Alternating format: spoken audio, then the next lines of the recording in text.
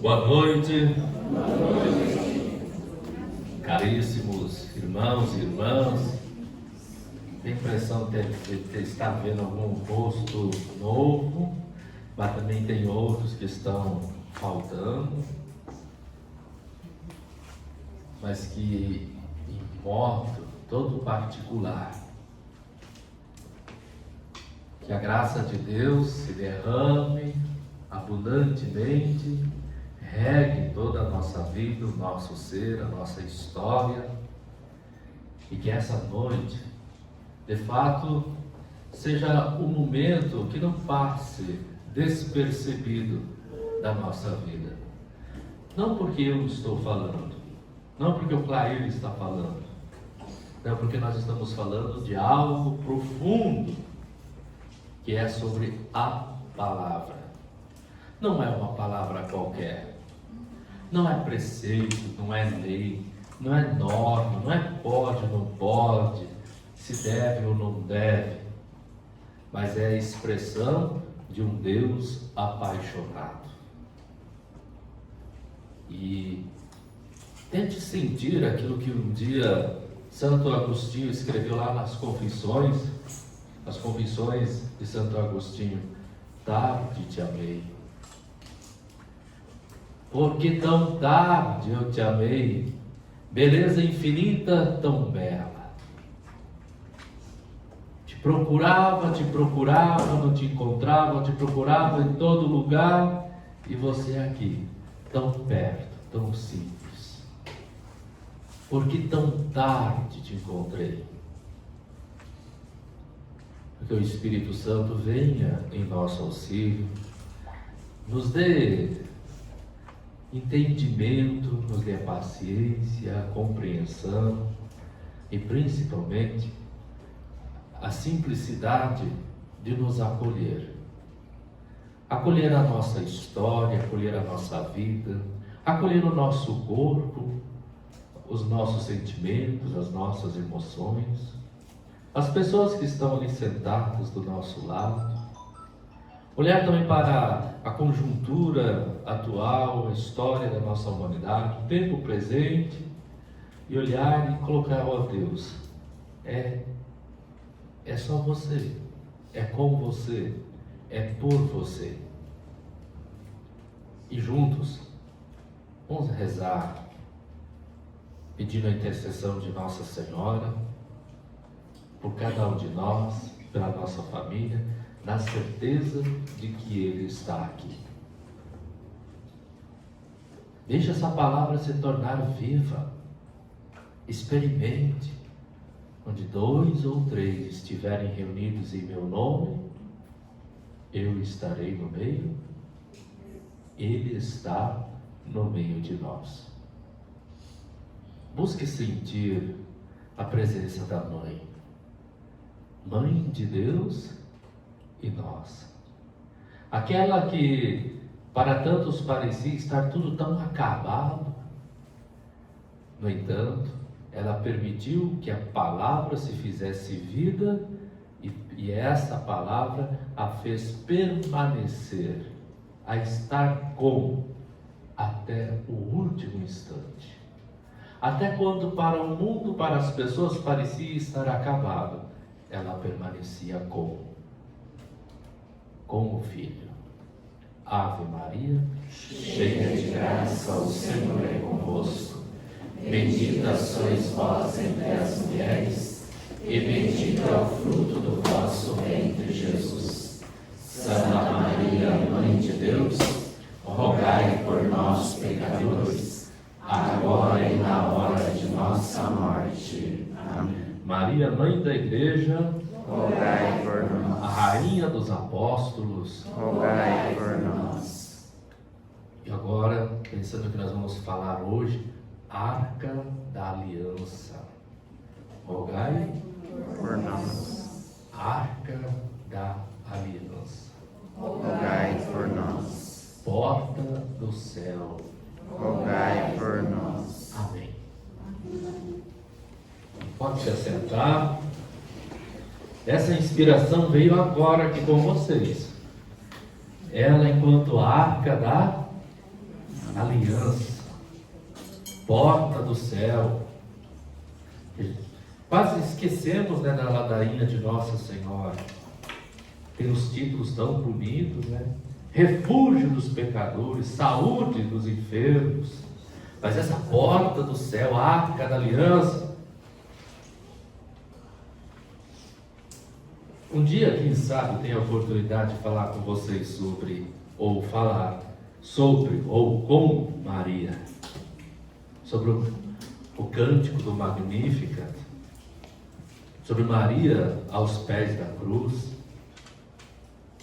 Quem sabe um dia surja uma oportunidade, e que eu tenho essas coisas meio que represadas dentro de mim, e tenho uma vontade enorme, muitas vezes até de partilhar e de falar disso, para que isso não fique apenas guardado.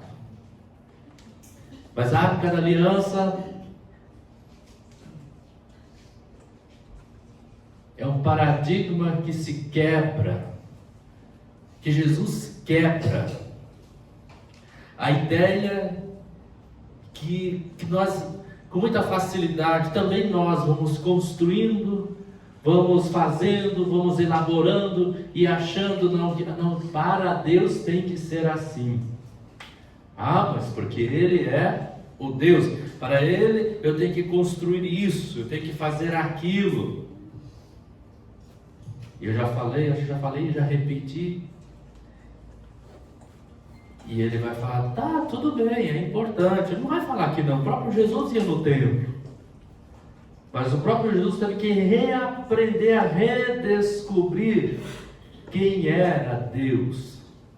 Porque falaram tanta coisa de Deus, mas não falavam de Deus. Falavam muito sobre normas, preceitos, pode, não pode, deve, não deve, regras, normas, um pesado fardo que era colocado sobre as pessoas, como tudo tivesse um atributo, tivesse um preço. Era um Deus muito difícil de assimilar, um Deus distante, um Deus...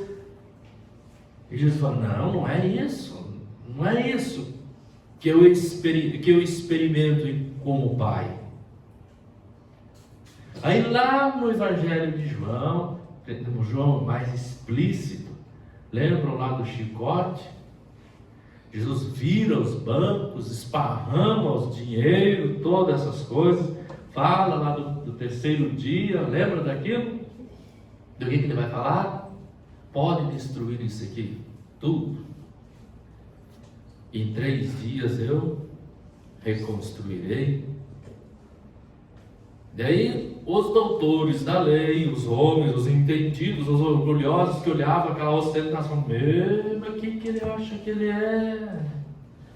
Nossos pais, eles levaram 40 anos para construir, você simplesmente destrui em 3 dias. Jesus estava falando do quê? Do corpo. O corpo humano. O corpo. E Paulo, por várias vezes, vai repetir esse sentimento. Ele não escolheu ostentação, não escolheu nada. Ele escolheu o corpo, e o corpo de uma mulher. Nasceu de uma mulher, no corpo de uma mulher.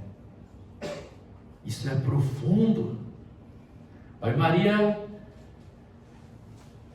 Davi estava lá preocupado. Onde que vamos guardar a arca? Temos que construir um lugar. Olha, eu moro em palácios de cedro. E a Arca da Aliança, uma caixinha lá, não sei como que ela era exatamente, mas os comentários dizem que não era algo muito grande, porque eles levavam de um lugar para o outro.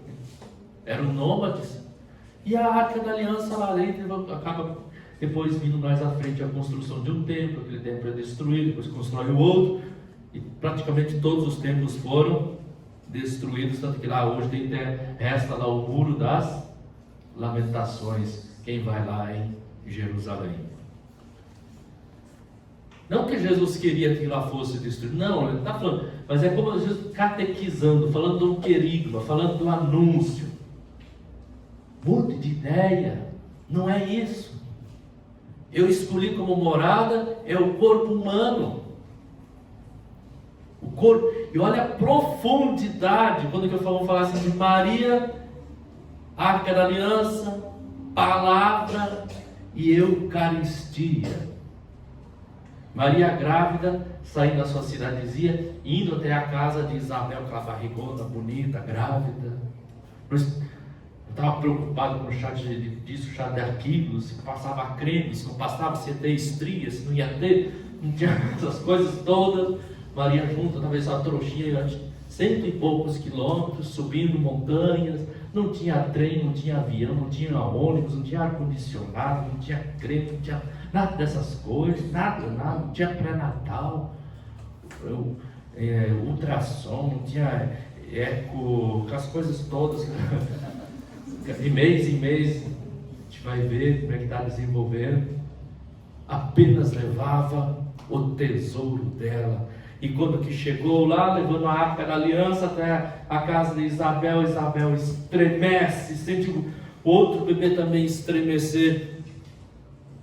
Que alegria receber em minha casa. Olha, é disso que eu gostaria que vocês entendessem, Senhor. Sentir, não entender, sentir a alegria de ter o encontro com a palavra. Não é apenas para saber, para ter conhecimento. Maria levou essa arca e o tesouro que era o verbo de Deus, palavra de Deus, na barriga dela, no corpo dela, naquela simplicidade de menina, de mulher, do jeito dela, da maneira dela. E da mesma forma, cada vez que nós vamos à missa, que nós comungamos, nós nos tornamos da mesma forma grávidos, eucaristizados, cristificados. Nós nos tornamos também essa arca. Recebemos todo esse dom do sonho, do Deus apaixonado, e nós podemos correr o risco de apenas comer hóstia, sem poder dar a possibilidade de sentir da maneira como que Jesus sentia, da maneira como Maria sentia. Aquela música do Padre Zezinho é tão atual. Um dia uma criança me parou, olhou-me nos meus olhos a sorrir, caneta e papel em sua mão, tarefa escolar para cumprir. E de um sorriso é preciso para ser feliz. E daí? Amar como Jesus amou, sonhar como Jesus sonhou, pensar como Jesus pensou, viver como Jesus viveu. Agora, ó. Sentir o que Jesus sentia, sorrir como Jesus sorria, e ao chegar ao fim do dia, sei que eu dormiria muito mais feliz.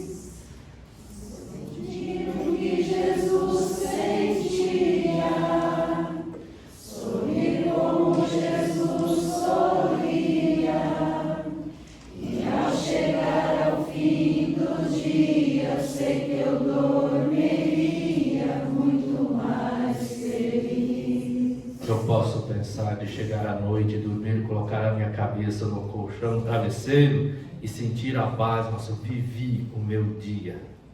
Lá, aquele momento em que só eu e Deus sabem o que está passando aqui dentro, meus pensamentos, as minhas emoções, ou como também chegar naquela última noite, a nossa última noite, poder olhar para a nossa vida assim, olhar para trás, nossa, valeu a pena, mas foi tão bom. Poder talvez falar, mas pena que durou tão pouco, mas chegou o momento. Mas dessa música aqui me emociona, quando eu falo, sentir o que Jesus sentia, sentir. Jesus sentia a palavra. Por isso, nós não vamos falar, vou falar com vocês sobre o decálogo, mas vamos evitar pensar de lei, porque nós temos um preconceito, algo que sim, entrou na nossa cabeça, introjetou no nosso modo de pensar, criou raízes. Pensar a lei é uma coisa assim do código, do direito penal, tudo mais, todos os códigos que nós podemos pensar e que quer legislar. Quando que eu falo de lei, esse lei é lei maiúscula, é aquilo que está no sentimento, desculpa falar sentimento, não sei se Deus sente, mas aquilo que é de Deus, aquilo que é próprio de Deus, que Deus é assim, por isso nós chamamos de lei, mas o lei com L maiúsculo, não é regra, não é pode, não pode, deve, não deve, é uma escolha, é dar possibilidade, é permitir. Vocês lembram que acho que foi lá no segundo dia que eu estava falando com vocês, lá no final, que eu fui falar sobre um tema que é próprio das ciências da religião, assim, o homem, o ser humano, ele é essencialmente religioso. É inerente à nossa condição. Quando eu falo que é inerente, não dá para tirar. Está ali, é parte da minha natureza. Se eu não tenho, eu crio alguma coisa. E por incrível que pareça, nós vamos fazer hoje um pouco você poder pensar, refletir como que isso veio, foi chegando, foi Deus foi conduzindo o seu povo até isso se tornar palavra de vida. Vamos lá? O que vocês estão vendo nessa imagem?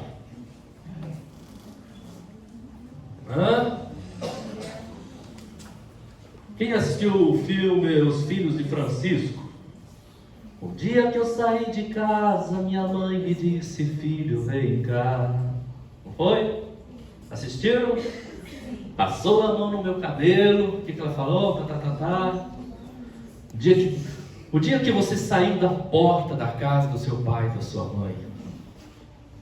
O dia que você pegou as suas coisinhas. Eu lembro que estava no quartel, já quase saindo do quartel. Um dia, e voltando, domingo à tarde, que eu voltava, meu pai colocou a mão no ombro, perto do lado da minha mãe, do lado do fogão a lenha, aquilo está desenhado na minha cabeça. O meu pai falou assim: mãe, o Clair não vai voltar mais. Ele não vai voltar mais para casa. E eu e meu pai, nós éramos muito companheiros, eu trabalhava de boia fria com ele. Arrumava cerca de potreiro, capinava, quebrava milho, fazia tudo junto, cuidava dos bois, do pasto. E um dia ele falou assim: mãe, o Clair não vai voltar mais. E pior que foi mais ou menos isso. Saí do quartel fui para outro lugar, de lá daquele lugar eu fui para o seminário. Depois de tantos anos voltei a morar perto, mas voltar a morar em casa nunca mais. O sentimento de pai. O sentimento. Quando que você saiu de casa? E como é bom sair de casa sabendo que o pai e a mãe estão do nosso lado. Que o pai e a mãe estão sonhando com a gente. Como é bom sair de casa sabendo que eu tenho a bênção do pai e da mãe. Aqui, tendo a bênção do pai e da mãe, sabendo que eu estou saindo de casa, mas eu estou indo com aquilo que vem de mais sagrado, mais íntimo, mais puro, mais verdadeiro, aquilo lá onde está a minha afeição, lá tem todo o meu apoio. Pode vir tantos problemas, mas eu sei que eu tenho algo, eu carrego comigo um legado, um tesouro. Como foi o dia que você saiu de casa? E hoje talvez você tem filhos, tem netos, como é que você pensa do dia que eles saírem de casa? O que você quer deixar para eles? O que você gostaria que ele levasse de seu? O que é que poderia falar assim, o melhor? Quando ele está saindo de casa, que já é uma pessoa de uma certa idade, mas esse momento que você sai e do beiral da porta, da soleira da casa, do pai, da mãe. Um dia nós já saímos do útero, o dia que saímos da barriga, o dia que eu saí da barriga da minha mãe, lá que estava todo conforto, tinha todo conforto, calor, tudo tão bem. Um dia eu saí de lá, depois um dia eu saí da casa, e um dia nós vamos sair de uma outra casa para ir em outra morada, que nós estamos vivendo como também no útero nesse tempo. Mas o que eu estou buscando aqui de melhor para essa vida? Outra imagem, essa aqui é mais simbólica talvez, mais afetuosa. O que eu carrego comigo? O que eu estou levando comigo? O que eu estou colocando na bagagem dos meus filhos, da minha história? O que eu estou carregando comigo? De repente eu estou carregando tanta coisa que eu vivo em função de arrastar a minha vida e não consigo levar o essencial. A vida se torna muito pesada, que eu quero carregar de tudo. E ter um momento oportuno de parar, olhar e abrir e perceber, não, isso aqui não tem necessidade que eu carregue. É olhar para o saco da nossa vida, esvaziar, tirar aquilo não é mais necessário e ter o critério, o discernimento. Isso é essencial, isso é o fundamental, isso é vital, isso é necessário. O que é necessário, por exemplo, para você hoje? Olhar na bagagem, na mala da sua vida, o que é? Esse menino que está carregando até esse ursinho, por que ele está carregando esse ursinho para a mala? Ali está todo o afeto, afeição, tem o cheirinho dele, o cheiro da cama, o cheiro de casa, tem todo um afeto. Olha dentro daquela mala, dentro do sentimento, aquele olhar do lado da trilha do trem, de um caminho que o leva para o desconhecido, para o mundo afora. O que é necessário? O que é realmente necessário para a minha vida, para a vida dos meus filhos, para a minha história hoje? A despedida, deixar tudo. A primeira vez que tive a oportunidade, que fui morar um tempo fora do Brasil, foi só o meu irmão que ele me levou até o aeroporto. A hora que eu passei naquela cancela ali dos raios-x e tudo mais, eu senti um frio dentro de mim, uma coisa fria. E a hora que entrei no avião, que já não falava mais em português, falei, meu Deus, o que eu fui fazer da vida? O que eu estou procurando? Deixando minha pátria, minha língua, o meu canto.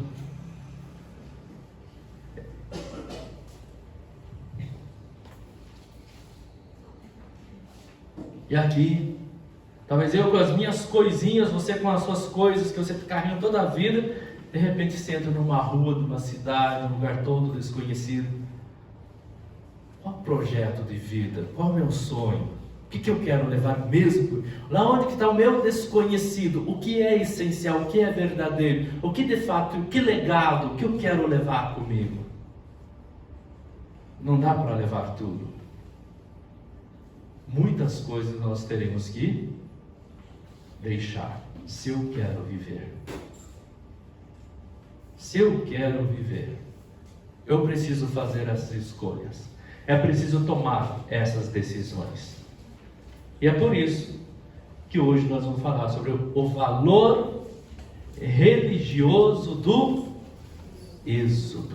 O que é êxodo? É saída. Eles tiveram que deixar, eles não tinham como carregar coisas, não. Tiveram que fazer escolhas. Não dava para carregar tudo. Não dava para carregar joias, não dava para carregar panelas, não dava para carregar móveis, não dava para carregar tudo. Eles tinham que fazer uma escolha. Era rápido, era uma decisão rápida. Era uma decisão para a vida, era uma decisão para a libertação. Era uma decisão para nascer de novo, era uma escolha. Eu vou ou não vou? E a questão, gente, ali na Sagrada Escritura, tanto que toda essa referência, depois vocês vão ver ao decálogo, É como se essa experiência da libertação do povo de Israel da escravidão do Egito é uma referência ao nascer de novo, uma nova criação, que deu a possibilidade de assumir a liberdade. É um povo que tem a possibilidade de assumir as consequências, assumir a realidade da liberdade. Eu quero ser livre, e nós sabemos que não é fácil. Pergunte-se na sua interioridade, no seu íntimo: você de fato é livre? Você é livre? Você se sente totalmente livre?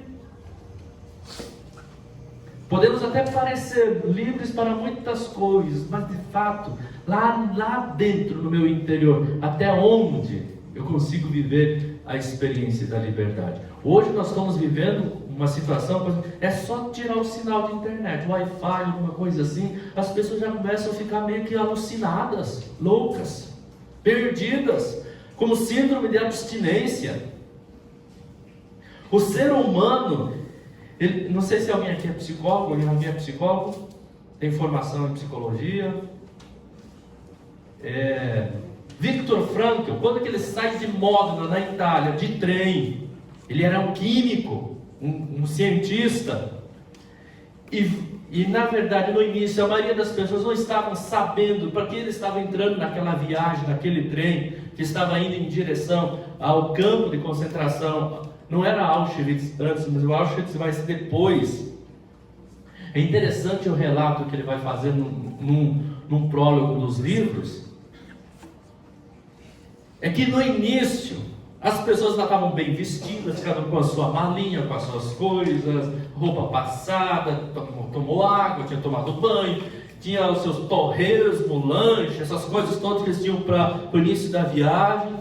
Porém, passou um dia, passou uma noite dentro do trem, e o trem não parava para mijar, para fazer todas as coisas. Passou mais um dia, mais uma noite, as pessoas começaram a se tornar quase que insuportáveis. Começaram a sentir sede, fome, começaram a fazer o serviço tudo aqui no chão, nos cantos. E chegou o quarto dia, quarta noite, que as pessoas não podiam se tocar uma à outra. O outro se tornou insuportável. Tudo ia muito bonito, tudo ia muito bem, porque pareciam ser livres, enquanto eles tinham conforto, a sensação de poder e barriga cheia. Por incrível que pareça, isso tem muito a ver com uma parte do nosso cérebro chamado bulbo cerebral, que é o mesmo ou semelhante ao do crocodilo.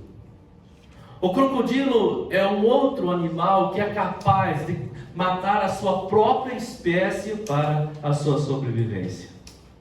Diante da fome ou diante de uma questão de sobrevivência, ele mata o outro para ele ter domínio. Outro animal capaz de fato fazer isso é o ser humano.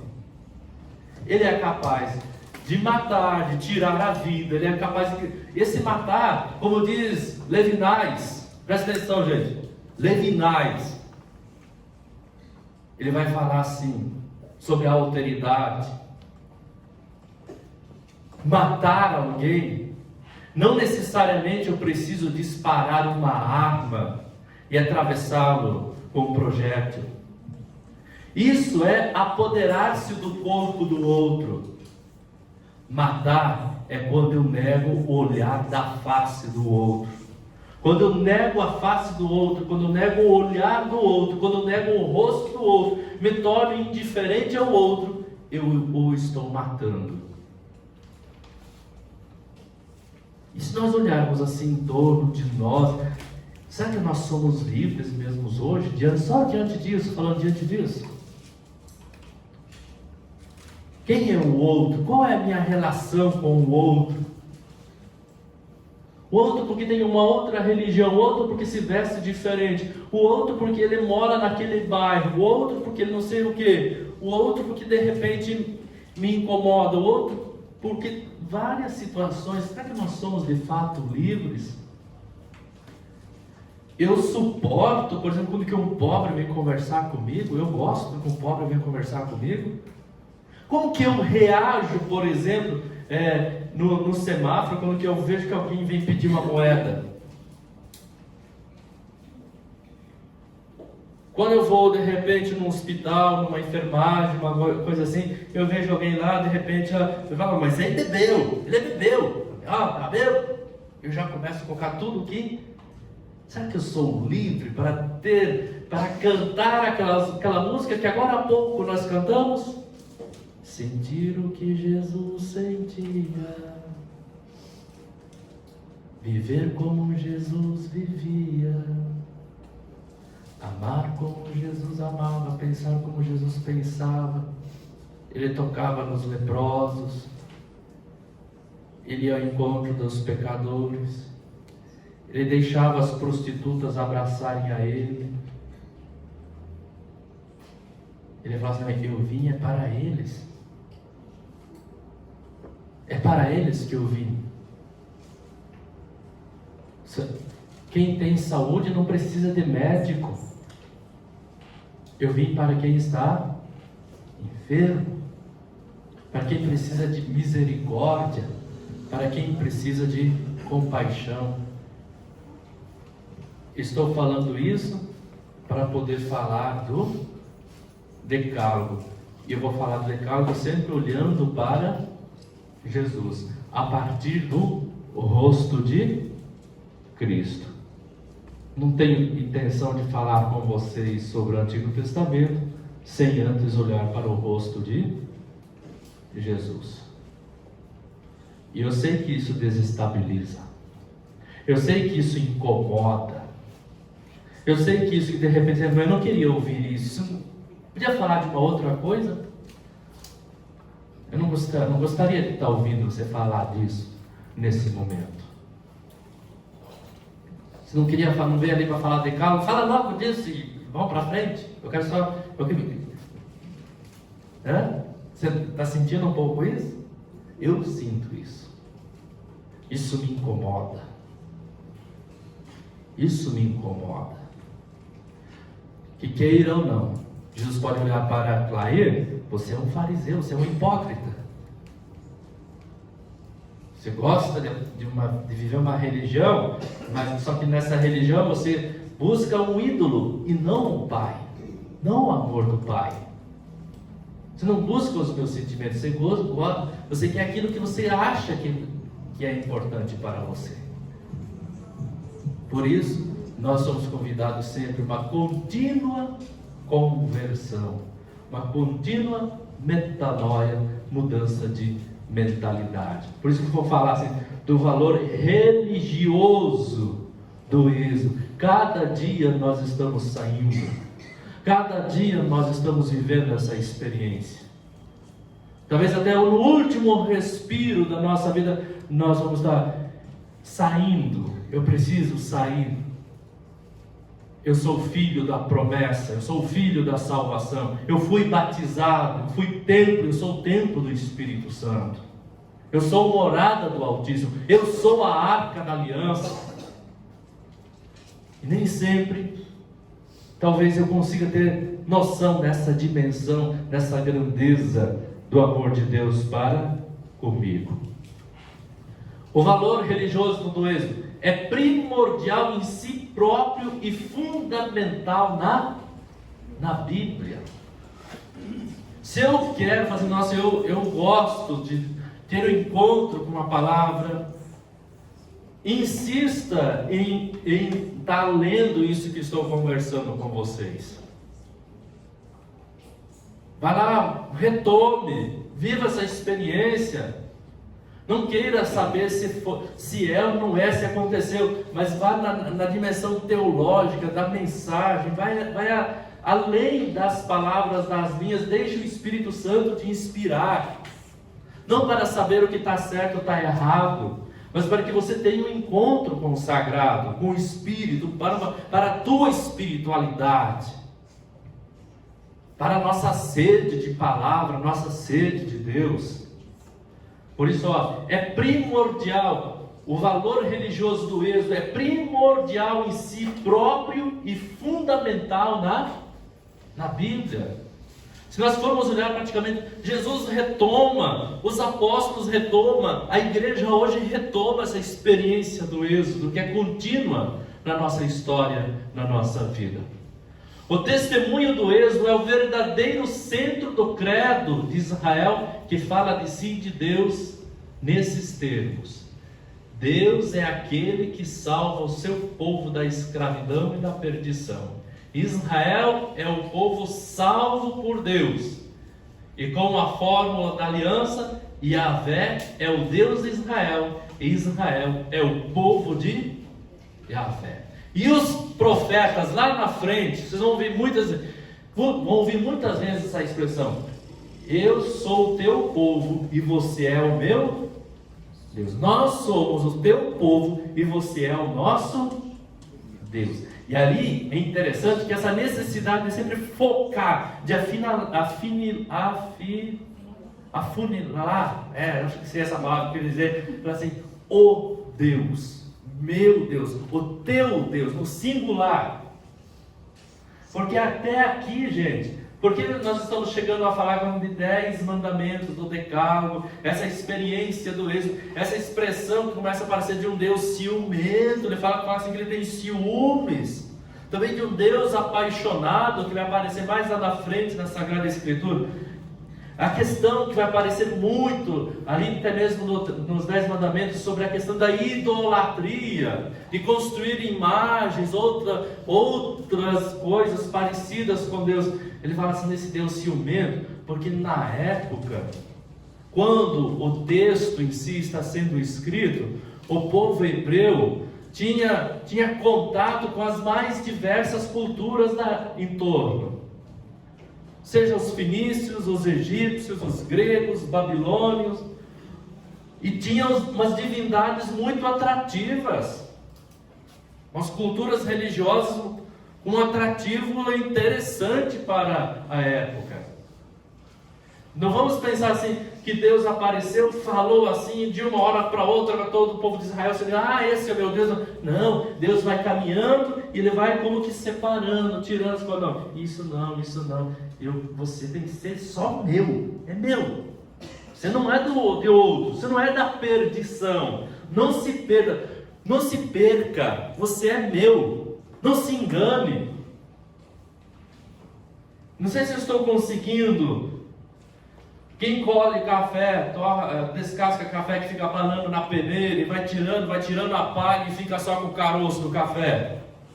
Quem colheu o feijão da mesma forma, banando na peneira que fica batendo, vai sair a palha e fica só o grão do feijão. Já ouviram fazer isso?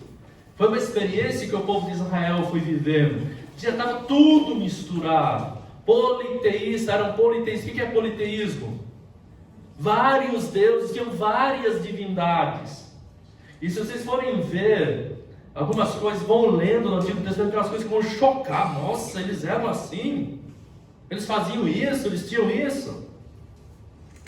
Várias situações. E o povo foi como se afeiçoando, foi se aproximando da verdade.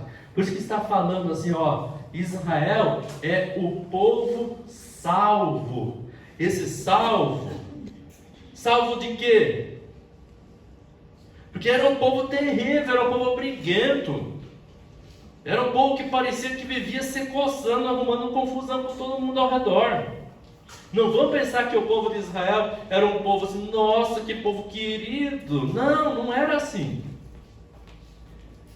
Logo no início do livro do Êxodo, vocês vão ver que eles já arrumam confusão com os amalecitas e todos os outros que encontravam pelo caminho. Esse povo foi sendo salvo, no sentido que é como alguém que ia sendo curado, ia sendo afagado, afeiçoado por Deus. Como de repente alguém é raivoso, nervoso, terrível, cheio de ódio, fala mal de todo mundo, é porque não é amado. Já ouviram falar disso, né? Não é porque ele não é amado. O povo de Israel começou a experimentar o amor de Deus, que era um amor gratuito, um amor oblativo de um Deus apaixonado. Mas é demais isso, não dá para suportar tanto amor. Tanto que lá na frente nós vamos chegar lá nos profetas, vocês vão perceber assim, como que os profetas vão querer descrever esse sentimento desse amor de Deus, que geralmente mais pelo sentimento materno. Depois os teólogos vão falar, Deus mais pai do que pai, mais mãe do que mãe, enquanto expressão. Vocês estão conseguindo? De repente parece que estou rodando no mesmo lugar. Porque estou falando de algo muito profundo para a compreensão do Antigo Testamento. Não é por menos assim que nós estamos pegando assim o pó da poeira que levanta. Porque se eu pegar só esses conceitos lá no original e for estudar na Sagrada Escritura, vocês vão perceber que isso é carregado de significado. Vamos repetir aqui, ó. Deus é aquele que salva, Deus que se apaixona, que ama, que o povo se assusta, porque está falando de amor, de misericórdia, não está falando de vingança, e o povo continua a insistir, depois fala assim, é preciso se vingar, é preciso fazer isso, é preciso fazer aquilo, e Deus volta, retoma, faz aliança, retoma aliança, 1, 2, 3 vezes, o seu povo da escravidão e da perdição, Israel, o povo salvo por Deus, e com a fórmula da aliança, Yahvé é o Deus de Israel, e Israel é o seu povo. Você é meu. Aliança, quando fala da aliança, ó, você é meu, você é minha. A festa da Páscoa recorda que a história é um mesmo contínuo da escravidão à liberdade, da perdição à salvação. Que Páscoa é essa? Que 2000 anos antes de Cristo está falando dessa Páscoa? Que Páscoa era essa? Vocês já pararam para pensar? Passagem do quê?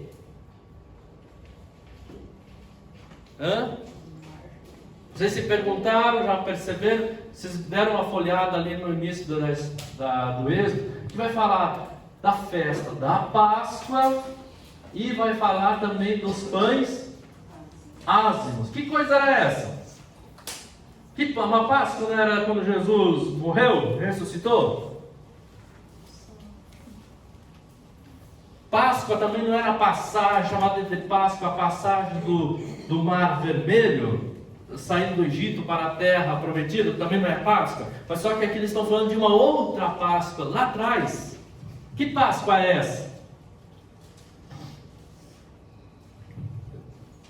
A festa da Páscoa recorda que a história é um êxodo contínuo da escravidão à liberdade, da perdição à... Estamos falando da nossa Páscoa. A Páscoa, aqui é a Páscoa cristã, e a experiência também que o povo de Israel viveu ao passar pelo Mar Vermelho, indo em direção à terra prometida. Então, dessa Páscoa, vou explicar para vocês agora, que tem lá no início do livro do Êxodo, vai aparecer lá no Levítico, vai aparecer lá no Deuteronômio, está em Êxodo capítulo 12, de 1 a 8, e depois também vai falar de 11 a 14. Vocês percebem, gente, quanto que nós somos fracos de catequese? Se uma criança viesse perguntar isso para você, e é uma coisa, nossa, quantos anos que a Bíblia está na nossa mão? De vez em quando passeio com a Bíblia, decoro algumas frases, e aí se perde. O que é a Páscoa? A Páscoa é uma festa muito antiga que os hebreus celebravam já antes da permanência Antes de ir para o Egito, eles estavam com quem? estava Jacó com toda a família dele lá, pastoreando. Foram vender José, não foram? Os irmãos mais velhos. Aí depois veio a fome e acabou indo a família toda para o Egito em troca de trigo, para comer trigo. É uma festa muito antiga que os hebreus celebravam já antes da permanência no Egito. Era uma festa dos pastores. Guardem essa distinção para depois vocês distinguirem da festa dos pães ázimos. Era a festa dos pastores, celebrada na primavera, quando os pastores começavam a mudar-se. E consistia no sacrifício de um cordeiro. Olha o símbolo, olha a imagem simbólica. O sacrifício de um cordeiro do rebanho, que era assado e comido com pão sem fermento e com ervas amargas. Quando que fala de ervas amargas, eram ervas selvagens não cultivadas. Era coisa que crescia naturalmente lá na natureza. Era celebrada em família com o sangue do cordeiro, ungia-se as colunas da tenda. Ali há uma distinção dos pães ázimos. Quem celebrava essa Páscoa eram os nômades, aqueles que andavam de pasto em pastagem, que continuamente mudavam de acampamento. Nesse período é que se celebrava como se fosse a passagem para um novo tempo, para uma nova cria, digamos assim, de cordeiros, para um novo período de pastagem fértil, onde vai ter uma abundância de pastagem para as ovelhas. Aí se sacrificava um cordeiro, e esse sangue, com o cordeiro, o sangue do cordeiro se ungia as colunas da tenda, e a família toda comia parte dessa carne. E sempre tem uma questão interessante aqui, que era sempre celebrada em família e em pressa. Não ficava assim enrolando demais para isso, não. Isso era um detalhe. Dos pães ázimos, era uma festa paralela dos agricultores sedentários, aqueles que já tinham uma morada fixa, que não ficavam mudando de um lugar para o outro. Considerava na oferta os primeiros frutos, as espigas de trigo, aquelas que ainda não estavam todas maduras, não estava todo maduro, porque depois ia ter mais não sei quantos dias lá para frente para a colheita de fato. Nessa comia-se um pão provisório, sem fermento, na espera da colheita do trigo, a festa dos pães ázimos.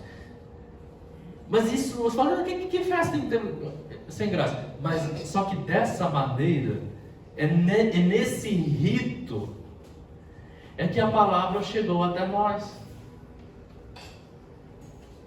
Era nessa maneira de preparar a festa, de dar significado para a festa, de reunir as pessoas. Vamos celebrar, vamos viver esse momento, vamos fazer isso se tornar um rito. É que a palavra chegou até nós. Eu li um tempo atrás um livro sobre a antropologia da festa. Pergunto para você, que sentido, por que nós temos a festa? Qual o sentido que a festa tem hoje para nós? Onde de fato hoje eu vivo uma festa? Onde ou quando que a festa de fato está acontecendo na nossa vida? Por exemplo, quando eu era criança, era dia que tinha bolacha, que a mãe fazia bolacha e pintava, sabia que ia chegar o Natal, porque ela fazia isso, guardava dentro de uma lata e lá no alto, era só para o dia do Natal. E tudo praticamente era tinha uma preparação, uma espera e o dia. As festas de casamento, da mesma coisa, é você pegar hoje uma festa de casamento, você aluga o buffet, aluga restaurante, aluga tudo, paga lá, paga Pix, tá tudo pago.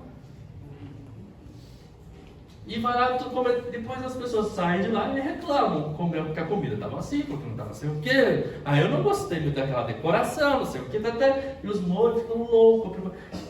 Nesse tempo aqui, por exemplo, você pegar no tempo já do povo de Jesus, propriamente dito, no início do cristianismo, os pais, as mães preparavam a cama dos noivos. Quem quer ler um pouco sobre isso, leia sobre São João Crisóstomo, quando que ele vai falar que o leito nupcial do casal é uma extensão do altar de Cristo.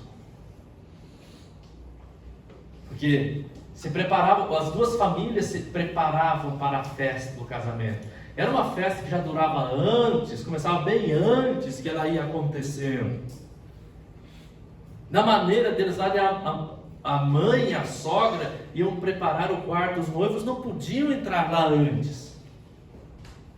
E se preparava de uma forma como se o quarto fosse um santuário, porque é um lugar sagrado. E de repente ela vai para a lua de mel, você faz assim. O risco que nós estamos correndo, que eu me refiro assim, muitas vezes de perder. O que nós vamos contar para os nossos filhos?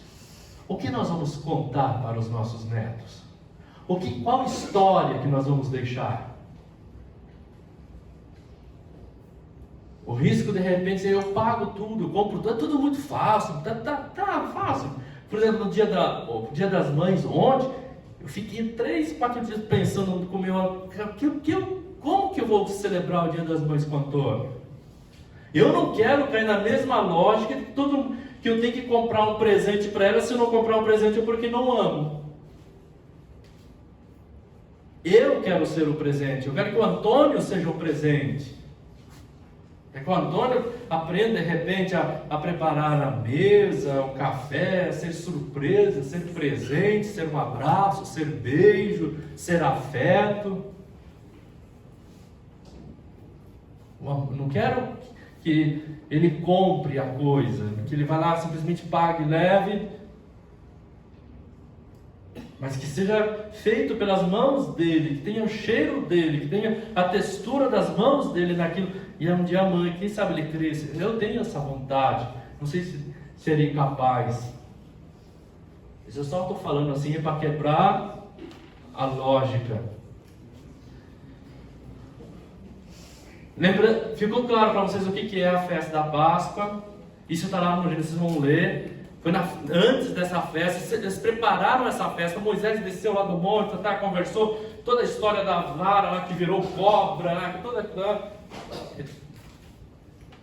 Aí, vamos gente, vamos, porque hoje a festa, hoje, vocês viram que uma coisa linka a outra, não podemos perder tempo, é com pressa. Era a festa da Páscoa.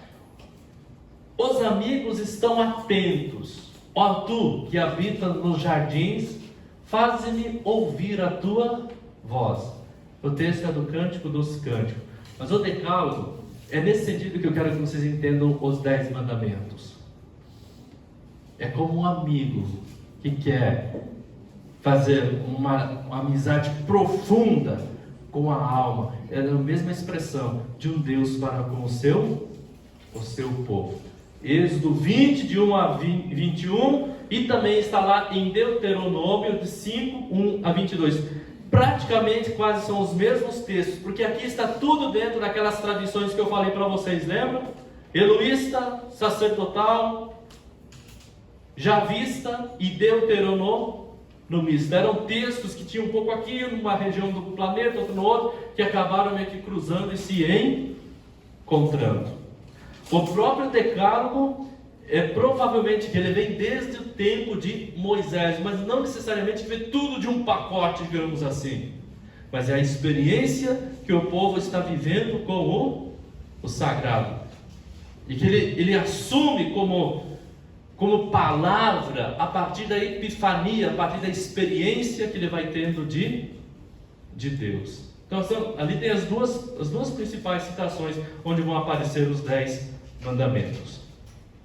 O decálogo. Quando eu falo decálogo, vocês entendem que eu estou falando dos 10 mandamentos. É uma lista de 10 preceitos absolutos.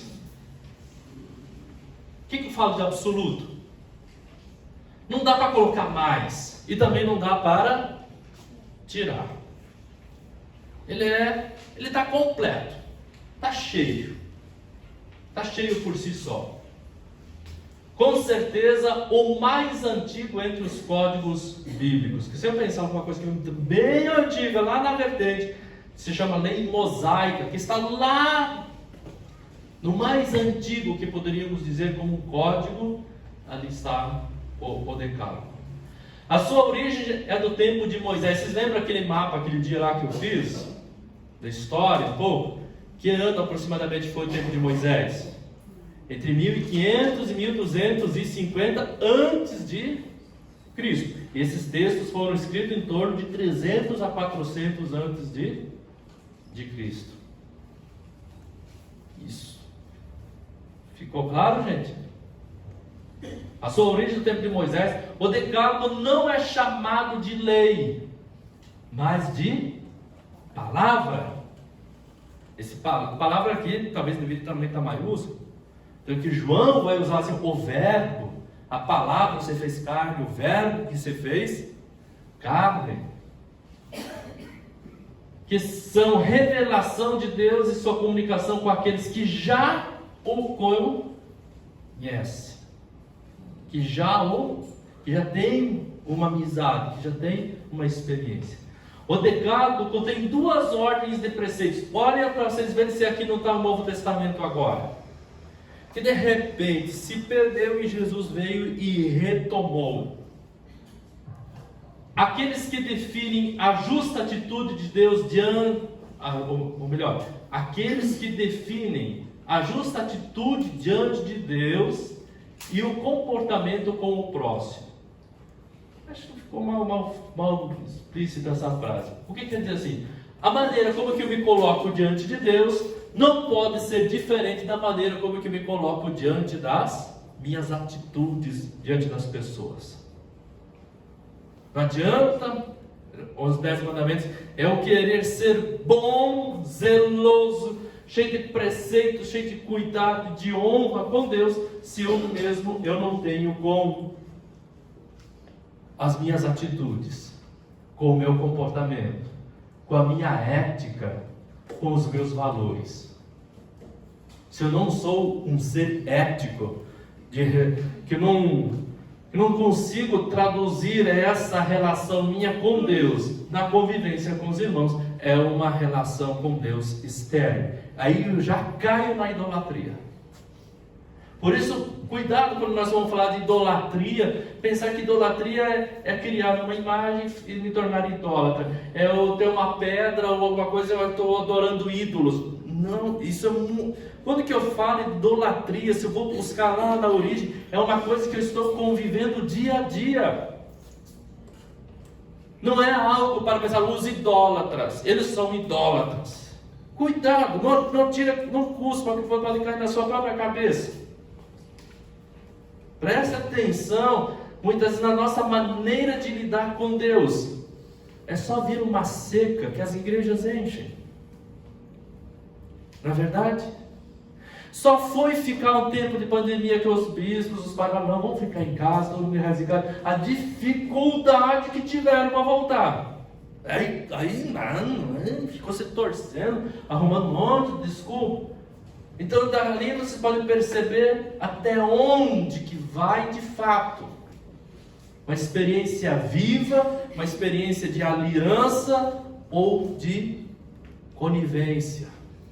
Ou de uma necessidade humana, pessoal apenas, para responder talvez uma necessidade que eu tenho com o sagrado, mas mais por necessidade, não por divindade, não por culto a Deus. Estão conseguindo me explicar, gente? Eu estou falando muito enigmático? Lá no fundo, vocês estão tendo clareza? Estão conseguindo me acompanhar? Então, assim, permitam-se ser críticos ao olhar quando se for falar de idolatria, para não pensarmos apenas em, isso é idolatria. Tá, tudo bem, dependendo como que eu olhar, pode ser. Mas existem várias maneiras no meu comportamento, na minha atitude para com o sagrado, que eu posso torná-lo um ídolo e não um Deus. Quando que eu olho, por exemplo, assim, eu olho para alguém e falo, nossa, esses ali não merecem a misericórdia. Não, esses aí não. Esses são os condenados. Qual a ideia que eu tenho de Deus? Como que eu posso imaginar o que Deus pensa? Qual é o critério de justiça de Deus? É o meu critério de justiça?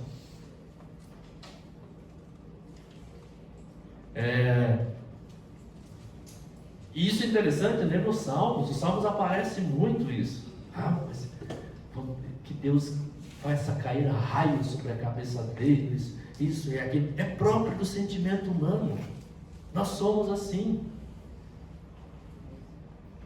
Lá, aquele povo lá tinha que morrer tudo. Não sei por que não. Mas Sodoma e Gomorra aconteceu. Olha o que vai acontecer lá, e isso, é aqui. A gente começa a arrumar tudo que. Nosso Deus tinha que se vingar. Deus sim, olha como ele seria poderoso. Mas isso é um problema nosso, não é um problema de Deus. É um jeito nosso de pensar. Não é um jeito de pensar de Deus. E é dessa maneira que Deus foi se revelando para o seu povo. Por isso, gente, 40 anos foi necessário para ir do Egito até a terra de Canaã. Porque enquanto que tinha comida, que tinha água, que não veio os espinhos do deserto, a serpente do deserto. Nossa, mas esse Deus é bom. Nossa, que Deus maravilhoso. Não tem mais os chicotes do faraó, não estou sendo mais castigado, isso, aquilo, posso dormir, posso acordar, posso fazer isso, fazer aquilo, um monte de coisa, a liberdade, que bom. Mas quando apareceu seca, apareceu espinhos, apareceram as serpentes, apareceu fome, imediatamente já fizeram um bezerro de ouro. Aí começaram a murmurar, aí lembrando as panelas de carne, as cebolas a saudade de ser escravo. Ao menos eu tinha alguma coisa para... Eu era escravo, já estava naquela vidinha, mas pelo menos eu tinha alguma coisa para comer. O que foi necessário? Se você olhar no mapa assim, da terra do Egito até Canaã, por que 40 anos? O que é 40? O que lembra 40? Era o tempo que uma pessoa aproximadamente vivia. Era necessário que todo aquele povo praticamente morresse, e só quem entraria de fato, que teria condições de entrar na terra prometida, na terra da promessa, é quem seria capaz de mudar de mentalidade. Era preciso que aquele povo praticamente morresse todos, e que entrassem os filhos deles com uma cabeça nova, uma mentalidade nova. E olha, não foi poucas vezes que esse povo era chamado de cabeça dura. O povo de cabeça dura. Isso não é claro que está falando, está escrito lá. É fácil mudar de ideia, de pensamento? Não. Não é nada fácil. Talvez um dos maiores, Nicodemos, quando Nicodemos vai conversar com Jesus à noite, ele fala, Nicodemos, é preciso que você nasça de novo. O que Nicodemos achou? Que tinha que entrar na barriga. Nicodemos é um homem tão inteligente, sábio.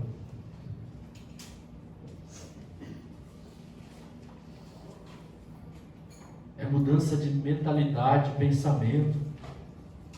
O povo, sim, no início estava todo eufórico. Vamos, nós vamos para a terra prometida, todo animado. Mas logo depois que as coisas começaram a apertar, logo eles mudaram. Então o Decálogo tem duas ordens de preceito. Ou que nós vemos a relação com Deus e E o verso diz que seria o nosso comportamento, a nossa atitude para com as pessoas. O interessante é observar no decálogo todo, que Jesus vai falar assim, ó, não será omitido nem um só i, uma vírgula, daquilo que está lá no decálogo. E se vocês forem olhar na Bíblia de vocês, pode dar uma olhada. Mas ali os 10 mandamentos estão diferentes do Novo Testamento. Aquilo que os católicos falam é diferente do que está lá na Bíblia. E com certeza vocês já ouviram isso de pessoas que foram questionar a fé dos católicos, não viram? Ah, não, porque os 10 mandamentos de vocês é diferente do que está lá no Antigo Testamento. Dá uma olhada lá. Aonde que está a citação? Êxodo. Eles dão uma folhadinha lá, vocês vão ver.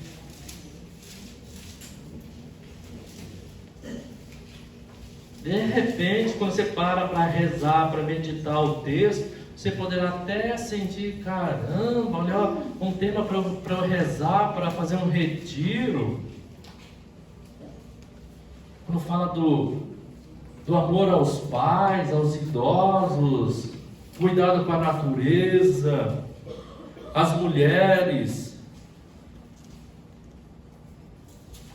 várias citações profundas.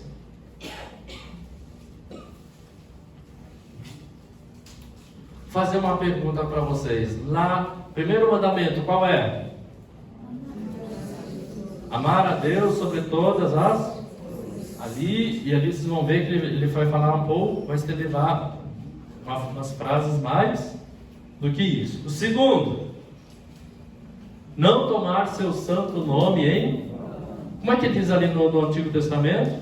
Alguém lê o versículo?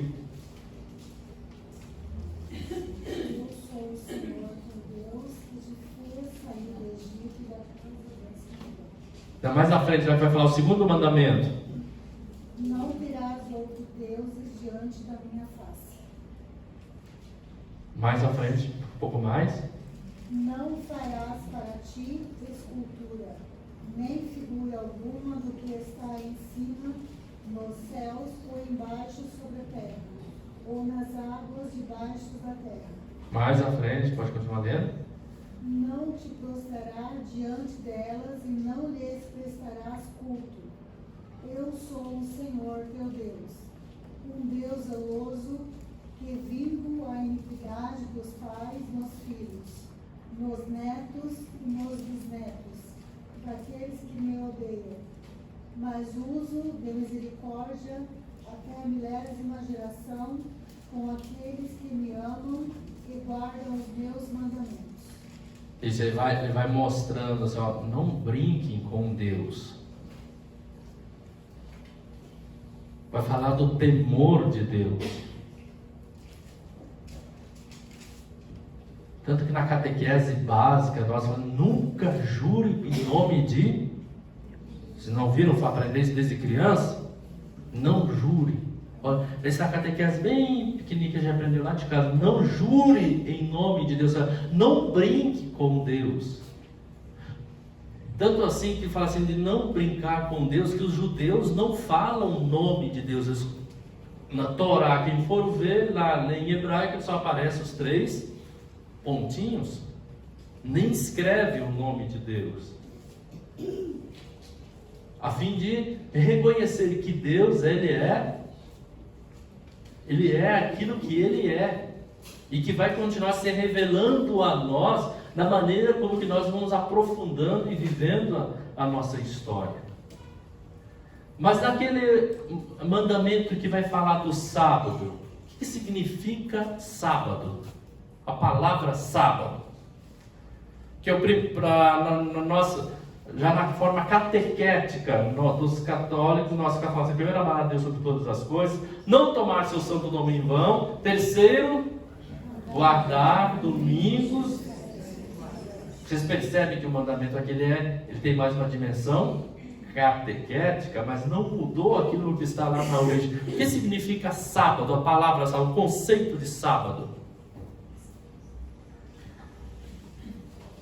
Se nós pegarmos, por exemplo, os dias da semana em latim ou em italiano, vão falar dos planetas. Lunedì, martedì, mercoledì, giovedì, venerdì e sábado. O que é sábado?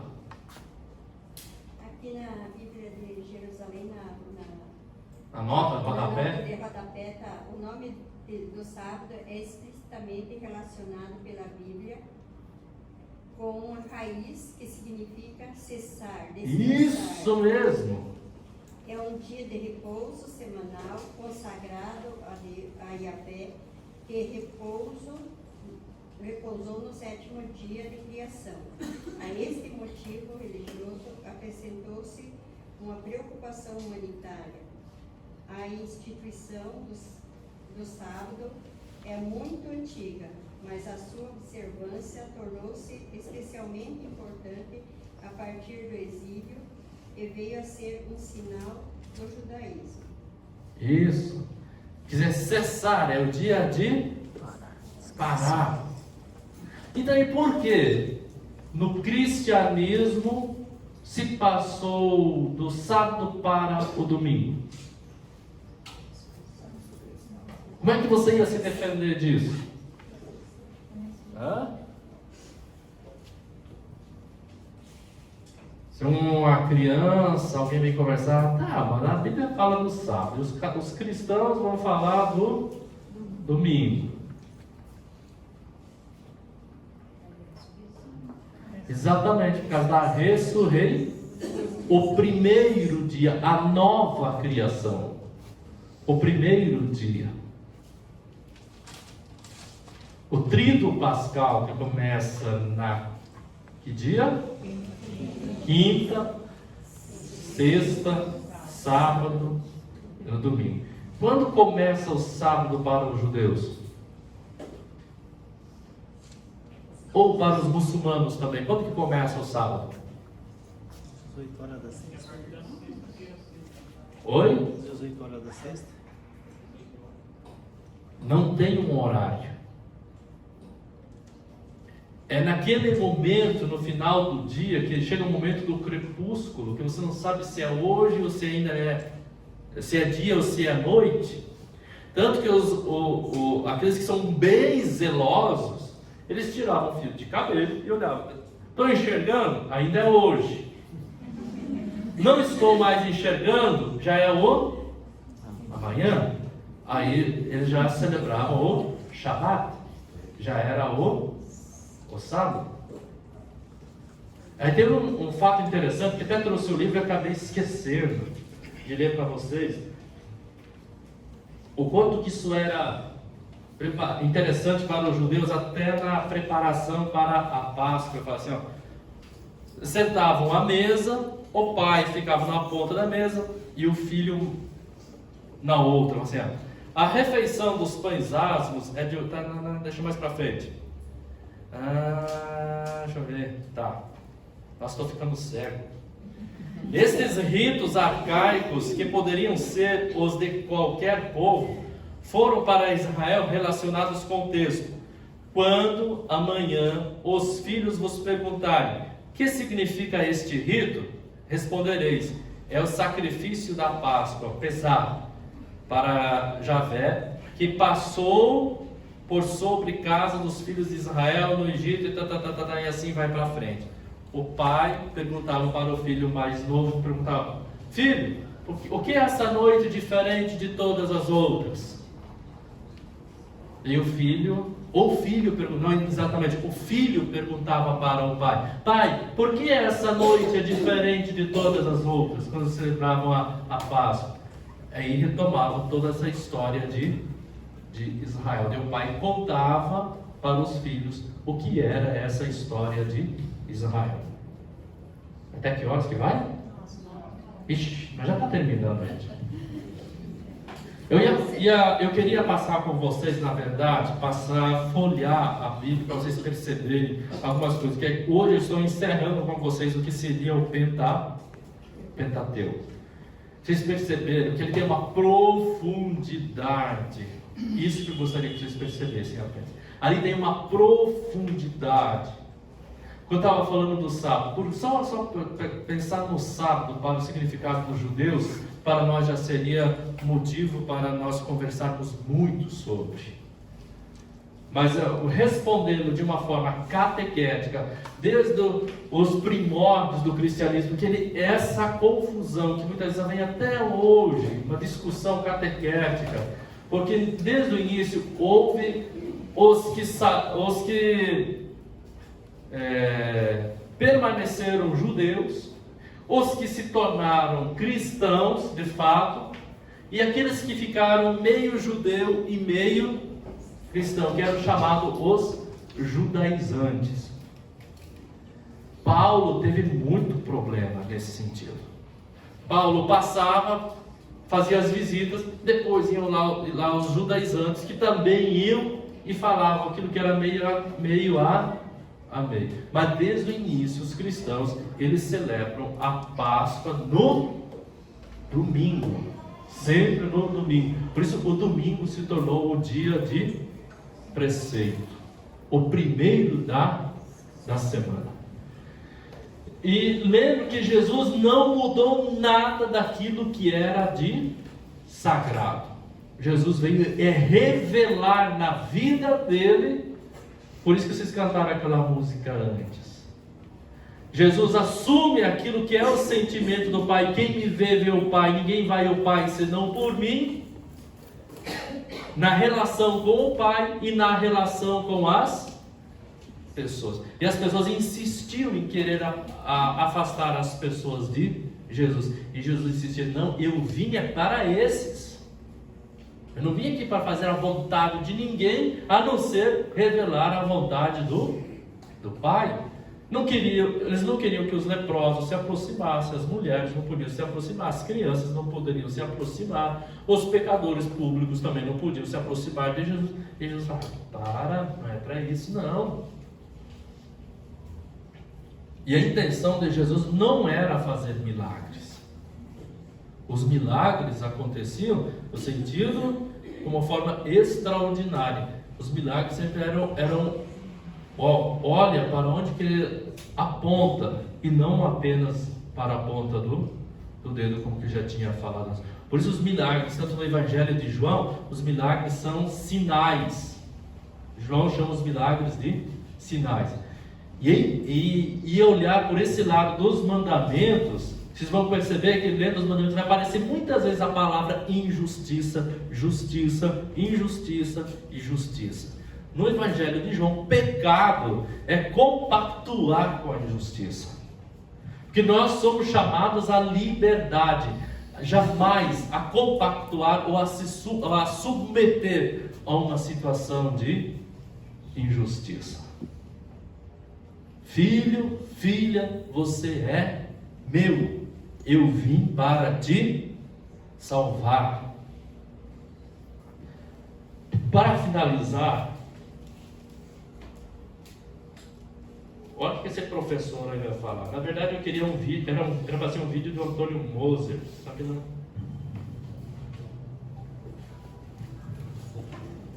É muito natural as pessoas terem medo do sofrimento e desejarem permanentemente. Bota o volume aqui. Virou até uma moda no Brasil dizer que o importante é ser feliz. Isso está errado. O importante é ser bom. Se nós formos bons, com bons pensamentos, boas palavras e boas ações, nós vamos ser felizes e vamos fazer os outros felizes. Mas se nós quisermos ser felizes, esse fim justifica qualquer meio. E com isso nós fazemos os outros infelizes, roubando, traindo, mentindo. E acabamos nós sendo infelizes também. Porque não é qualquer coisa que nos leva à felicidade. A felicidade naturalmente vem do bem. Tanto é que as pesquisas sobre pessoas deprimidas, seriamente deprimidas, clinicamente deprimidas, e que muitas vezes não reagem à medicação adequadamente, levá-las a um sopão, onde elas de noite servem o prato de moradores de rua e têm a capacidade e a oportunidade de conversar com essas pessoas, é um dos mais poderosos modificadores de ânimo que se conhece. Ser útil a uma pessoa numa situação pior do que nós é um modificador de ânimo tremendo. Então, felicidade e infelicidade são coisas muito relativas. Um dos maiores gênios do século XX, o Viktor Frankl, criador da logoterapia, ele disse que se a vida tem um propósito, então o sofrimento tem um propósito também. E o Dostoiévski, que é outro gênio e que também sofreu imensamente, disse que a única coisa que ele temia era não ser digno dos seus sofrimentos. Por quê? Porque o sofrimento aprimora o homem. O sofrimento é uma das leis naturais. Se nós temos uma pedra preciosa, bruta, ela é feia. Na hora que nós começamos a cortar as facetas, ela brilha como um rubi, uma esmeralda ou um diamante. Uma planta, quando ela está sem poda, fica toda desmelinguida e fraca. Na hora que ela é podada, ela volta com uma força enorme. A terra que não é arada, não é sulcada, não é machucada, não é fértil. Tudo no universo é assim. É através de sofrimento que se expõe a beleza. É através de sofrimento que se expõe o refinamento. É através de sofrimento que se expõe a grandeza. Todas as grandes almas, seja em qualquer campo for, no campo religioso, na filosofia, nas artes, em qualquer campo que nós quisermos, foram almas que sofreram muito, mas fizeram uma magia, uma mágica, uma transformação. Fizeram com que o sofrimento fosse fonte de grandeza e não de dor.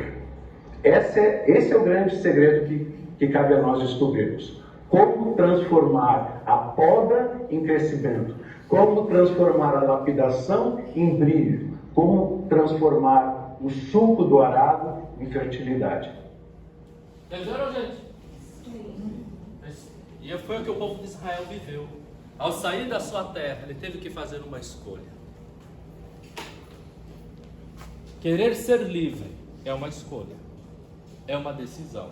É quebrar, é deixar se lapidar. Eu não estou falando assim, eu tenho câncer, que bom que eu tenho. Não é isso que eu estou falando, não é isso que ele estava falando lá. Porque olhar para o meu interior, olhar para a minha realidade de vida, muitas vezes é terrível, dói demais. Eu me pegar no colo e me olhar e falar assim, Clair, conheça-te, dói. E eu não vou fazer a profundidade na Sagrada Escritura se eu não tiver esse olhar para a grandeza do meu eu. Conheça um pouco a história de São João da Cruz, Santa Teresa d'Ávila. Quem mais? Tantos santos. Não aqueles que aparecem como se gostassem de sofrer. Não estou falando nisso. Não estou falando isso. É outra coisa. Mas é a busca de entender qual é o sonho, qual é a vontade de Deus para a minha vida. Nós vamos conversar um pouquinho disso lá no livro de Jó, nos livros sapienciais. Nos Salmos, Jó é um livro fenomenal que até hoje os estudiosos estudam e não conseguem.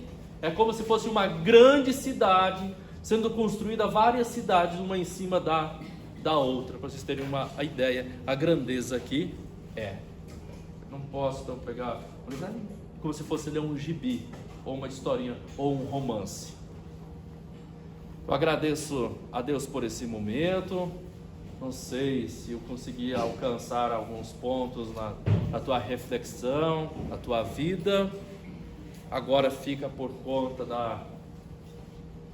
do orvalho da graça de Deus. De repente uma palavra que ficou já é o suficiente. A minha alma engrandece o Senhor.